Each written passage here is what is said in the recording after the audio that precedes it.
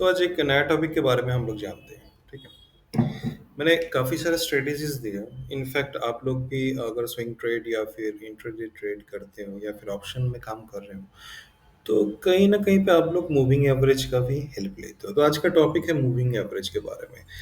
But moving average के बारे में जो मार्केट में बताया जाता है उससे थोड़ा डिफरेंट, थोड़ा हटके हम लोग आज जानते हैं।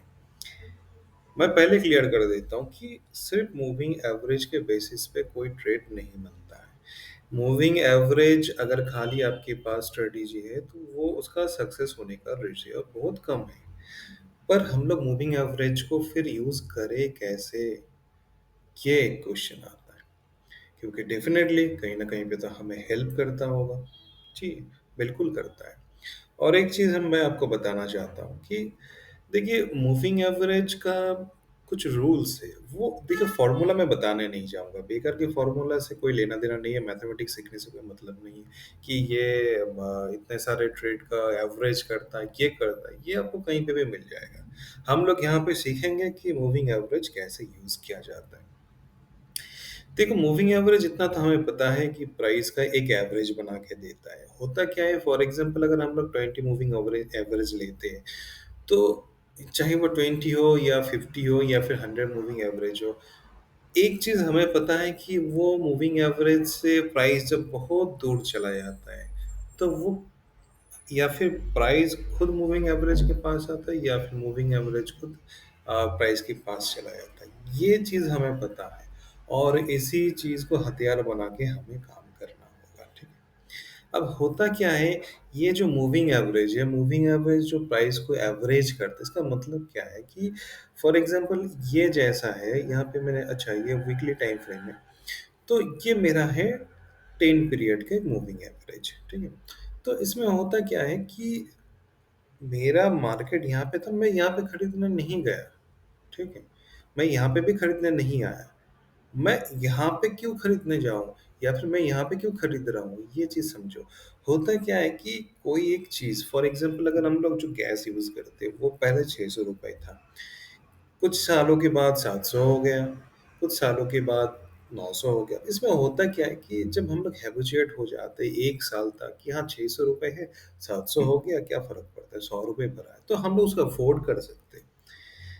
जब 700 हो गया तो फिर 900 हो गया, बोले 700 है, 200 रुपए बढ़ गए, चलो इसको भी अफ़ोर्ड कर लेते हैं। होता क्या है कि ये एक एवरेज प्राइस है, मतलब इसी चीज़ को ऐसे बनाया जाता है। फॉर एग्ज़ाम्पल है, ये एक ऐसा चीज़ है, फॉर एग्ज़ाम्पल देखो कि यहाँ पे जो मेरा 10 पीरियड का मूविंग एवरेज था, प्राइस कितना था मेरा इस एरिया पे 196। तो यहाँ पे कुछ दिन सस्टेन होने के बाद फॉर एग्जांपल अगर मैंने देखा 1 2 3 4 5 6 करीब डेढ़ महीना रहने के बाद, तो ये चीज़ क्या हुआ कि 195 196 है, ठीक है चलो कोई बात नहीं, हम फिर से यहाँ पे खरीद रहे हैं, अरे कितना हुआ होगा, तो यहाँ पे थोड़ा खरीद रहे हो, कोई खरीद रहे हैं, उसके बाद 215 पे बोले यार डेढ़ महीना पहले तो 195 था, चलो अभी 215 है, कुछ ज़्यादा नहीं बढ़ा, हम ले लेते हैं।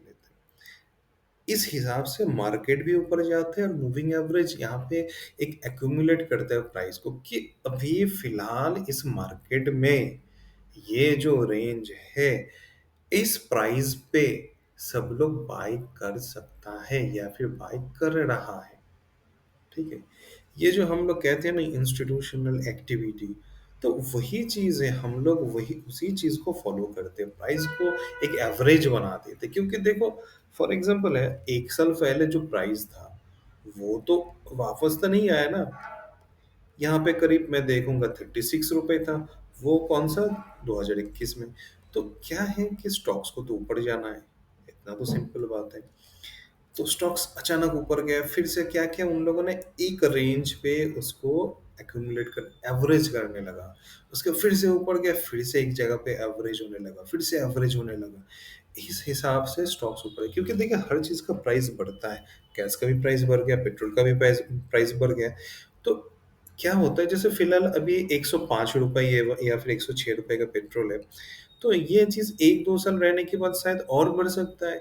होता क्या है कि अगर 106 रुपए है, तो आप कुछ दिन बाद अगर उसको 109 रुपए या फिर 10 रुपए कर दिया, अरे 4 ही रुपए तो बढ़ा है, क्या फ़र्क पड़ता है, चलो हम ले लेते हैं।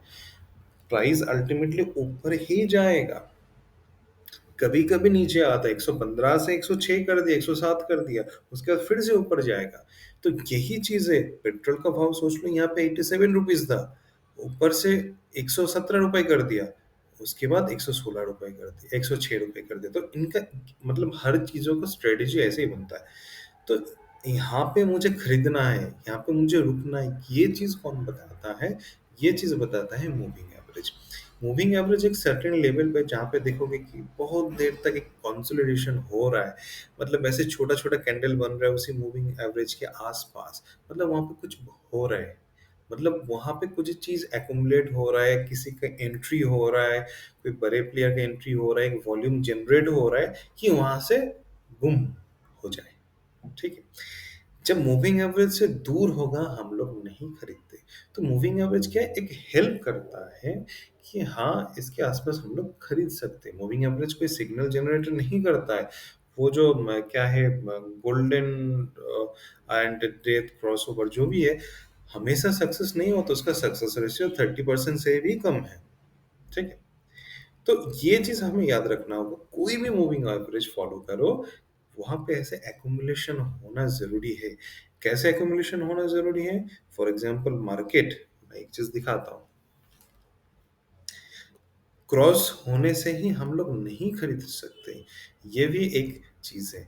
देखो, यहाँ पे मार्केट क्रॉस होकर ऊपर गया, जाने दो, कोई दिक्कत नहीं, ऊपर जितना जाना है उसको जाने दो, जब वापस आएगा यहाँ पे खरीदेंगे, यहाँ पे खरीदोगे फटाफट जाएगा। फिर से देखो मूविंग एवरेज के पास आया, ऊपर गया, जाने दो, फिर से देखो इस एरिया को क्रॉस करके ऊपर जा रहा है। तो ये सारे चीज अपने को फॉलो करना है। ये मैटर हमें समझ में आ गया होगा। ठीक है। अभी हो सकता है कि आपने वीकली 10 जो पीरियड मूविंग एवरेज है उसको फॉलो नहीं कर रहे, आप उसके जगह पे 30 वाला यूज कर रहे, कोई बात नहीं। कोई भी मूविंग एवरेज आप फॉलो कर रहे हो, बस उसी पे स्टिक रहो। जैसे देखो 30 वाला मेरे को यहाँ पे एंट्री दे रहा है, अब इसका एंट्री बहुत अच्छा है। फॉर एग्जाम्पल है, मैं थोड़ा दिखा देता हूँ, अगर मुझे यहाँ पे एंट्री दे रहा है तो ये मुझे करीब लेके गए 1:6 रेशियो। तो ये चीजें हैं, बट हाँ, पेशेंस रखना जरूरी है, रिस्क रिवॉर्ड मेंटेन करना है। एक चीज याद रखिए, आप जो जिस एरिया पे ट्रेड ले रहे हो, यहाँ से स्टॉप लॉस 5 से 6%, उससे ज्यादा होना नहीं चाहिए।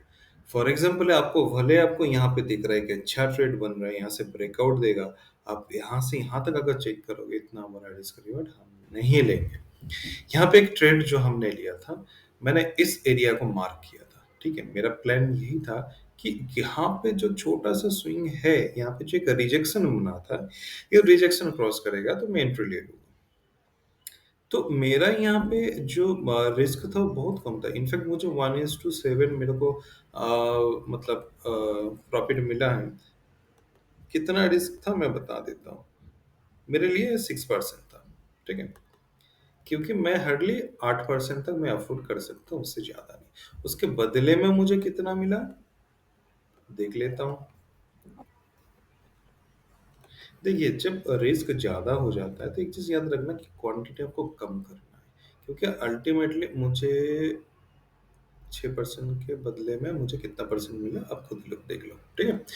तो देखो, रिस्क रिवॉर्ड के बारे में मैं कभी बात करूंगा कि मेरा रिस्क एक डिफाइन है। मैं हार्डली 10,000 ही खो सकता हूँ। उसके लिए क्वांटिटी अगर मुझे 5 करना है, ठीक है, उसके लिए क्वांटिटी अगर 200 करना है चलेगा, बट मैं 10,000 से ज्यादा नहीं खोना चाहूंगा। तो ये रूल्स होता है, मैं कभी बताऊंगा। तो जो मूविंग एवरेज के बारे में बात कर रहा हूँ, तो यही चीज है, आप कोई भी एक मूविंग एवरेज ट्रैक करो। जनरली मैं क्या करता हूँ, ये जो वीकली 10 मूविंग एवरेज है, मैं इसी को एसएल मानने के लिए एंड ट्रेल करने के लिए मैं फॉलो करता हूँ। ठीक है। मूविंग एवरेज का फंडा यही है कि अगर आप डेली बेसिस पे देख रहे हो तो 200 मूविंग एवरेज एंड 150 एंड 50, ये मूविंग एवरेज, ये जो स्लोपिंग अप दिखा रहे हैं, ये चीजों देखो, ये मैंने वीकली पे यूज किया, ये जब डेली पे यूज करूंगा तो ये वाला हो जाएगा मेरा 200, ये वाला हो जाएगा 150 और ये वाला हो जाएगा 50। वीकली पे 10 30 40 हो जाता है। ठीक है, टाइम वाइज। तो देखो इसका स्लोपिंग अप है। ठीक है, बट एंट्री मुझे इसी जगह पे दे दिया था। ओके। तो एंट्री, बट मैंने इस चीज को तब ट्रैक नहीं कर पाया। मैंने कब ट्रैक कर पाया? जब देखो ये चीज होल्ड होने लगी है, ठीक है, ये चीज यहाँ पे कंसोलिडेट करने लगा। कई लोग यहाँ से ट्रेड करता है, वो भी सही है, बट मेरा जो ट्रेड करने का तरीका है वो अलग है। मैं हमेशा ये जो 10 पीरियड मूविंग एवरेज है, यहाँ पे एटलीस्ट 2 या 3 हफ्ता ये जो कंसोलिडेट, ये देखो जो छोटा छोटा कैंडल है, इस चीज को मैं फॉलो करता हूँ। एंड ऊपर कोई रेजिस्टेंस है क्या, वो मैं देखता हूँ, ठीक है। अब देखो यहाँ पे मेरा एक डर था कि ये मेरा इजीली निकल जाएगा रेजिस्टेंस, ये मैं जानता था, बट यहाँ पे एक डर था कि यहाँ पे एक छोटा सा रेजिस्टेंस है। बट यहाँ पे देखो रिजेक्शन भी लिया था, बट मार्केट ऊपर चला गया, ठीक है। तो और एक चीज है मूविंग एवरेज का, ये जो ऊपर 2 3 मूविंग एवरेज जो आपको इस हिसाब से ऊपर जा रहा है या फिर स्लोपिंग अप दिखा रहा है, इसके साथ आप आपका कोई भी एक और टूल यूज कर लीजिए। क्यों? क्योंकि मूविंग एवरेज अकेला कन्विक्शन नहीं देता है। जैसे मैं आरएसआई यूज करता हूँ, मेरा आरएसआई का फंडा क्या है, मैं जो यूज करता हूँ, मैं काफी बार बताया कि यहाँ पे देखो मेरा 60 आप गया, 70 आप गया, ठीक है। तो यहाँ पे जब मेरा 70 अब इनफैक्ट 60 के ऊपर चला जाता है, तो मेरा एक व्यू रहता है बुलिश साइड, लॉन्ग साइड में। तो वही चीज है, मुझे यहाँ पे सिग्नल दे दिया कि हाँ ये बुलिश जोन में जा रहा है। मेरा सीआरएस जो है वो बुलिश मतलब अपवर्ड दिखा रहा है, मूविंग एवरेज भी यहाँ पे होल्ड हो रहा है, बाकी मूविंग एवरेज मेरा स्लोप दे रहा है। तो मैं यहाँ पे बस वेट करूंगा कि अपसाइड में एक क्लोजिंग दे या फिर अपसाइड से ऊपर, मतलब इस एरिया को क्लोज करते हुए ऊपर जाए। ये सेटअप बनता है, ठीक है। और एक सेटअप के बारे में मैं आप लोगों को काफी बार बोला हूँ, आप उस सेटअप को भी यूज करते हैं, कर सकते हो शॉर्ट टर्म बेसिस पे। जो अगर आप चाहते हो कि आपको आरएसआई या फिर इसके झमेला में नहीं पड़ना है, तो आप बैंड यूज कीजिए, ठीक है। क्योंकि मूविंग एवरेज बैंड काफी हद तक आपको हेल्प करेगा। मैं आपको दिखा देता हूँ कि कैसे क्या काम होता है, ठीक है। तो वो स्ट्रेटेजी मैंने ऑलरेडी मैंने डाल के रखा है यूट्यूब में, वो आप देख सकते हैं।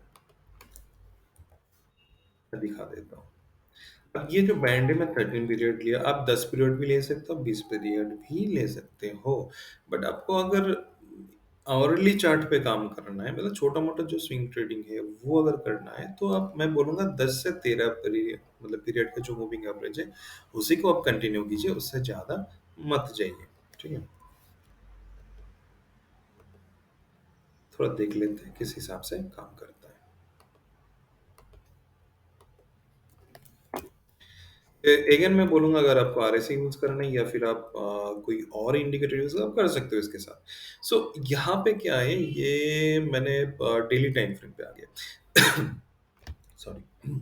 तो मेरा क्या लॉजिक था कि मैंने ये चीज ऑलरेडी बताया था कि मेरा 5 या फिर 6 जो ईएमए है, ये अपर बैंड में क्लोज देगा, और यहाँ पे मेरा ऑलरेडी जो कैंडल है उसका भी क्लोजिंग चाहिए, एंड इसके ऊपर मेरा बाइंग होगा। अगेन ये मेरा ऑलरेडी एक रेंज था जो मैंने आपको पहले बताया था, ठीक है।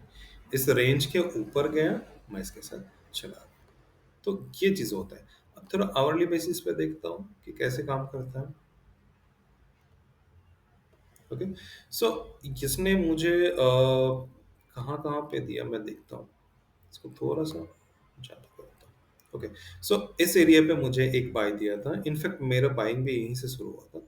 तो जो भी है, यहाँ पे मेरा बाइंग दे दिया, मेरा 6 EM है, यहाँ पे क्लोजिंग दे दी, इनफैक्ट मेरा आरएसआई भी बुलिश जोन पे है। अगर आप चाहो तो कोई भी और इंडिकेटर यहाँ पे यूज करते हो जो आपको मस्टरी है जिस चीज में। तो देखो यहाँ से यहाँ तक कितना देता है, मैं देख लेता हूँ।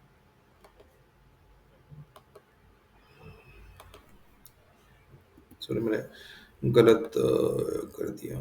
ओके।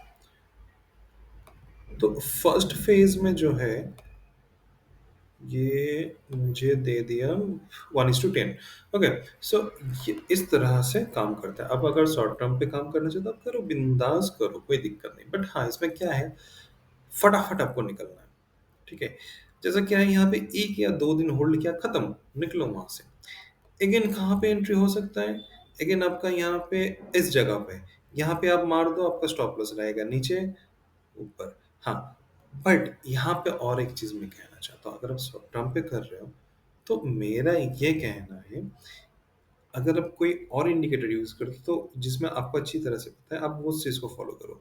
मैं यहाँ पे क्या चाहता हूँ कि 70 के अप अगर हो जाता है, तो मैं चीज़ों को करता हूँ। लाइक यहाँ पे देखो, ये एरिया मेरा 70 के अप है, मैं यहाँ पे एंट्री ले लेता हूँ, मैं ऊपर चला जाता हूँ। तो वो आप चीज़ देखो, मैं हमेशा, अगर बड़ा टाइम फ्रेम होता है तो मैं 60 देखता हूँ, अगर छोटा टाइम फ्रेम होता है तो मैं इसको 70 देखता हूँ, ठीक है? तो इस हिसाब से होता है। कुछ और देख लेते हैं।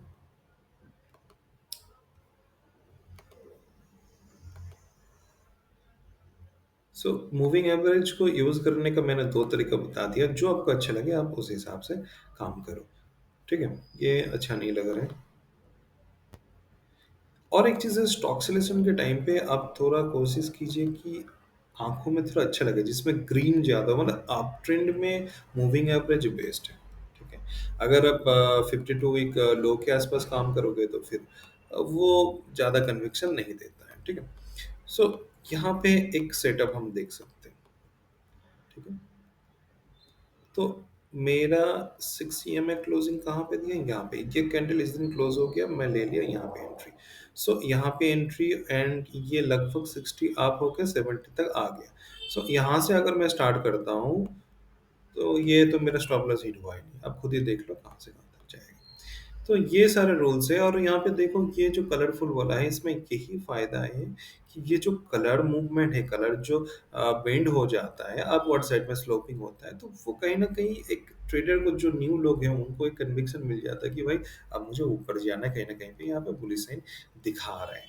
प्लस क्या है, जिनको ऑलरेडी सपोर्ट रेजिस्टेंस के बारे में पता है, तो उनके लिए थोड़ा सा और इजी हो जाता है, क्योंकि ये एक सपोर्ट से वो रिवर्सल ले रहा है, एक सपोर्ट से वो बैक होके जा रहा है। अगर इस चीज़ को आप खींचोगे, ठीक है, तो ये एक स्ट्रॉन्ग सपोर्ट है।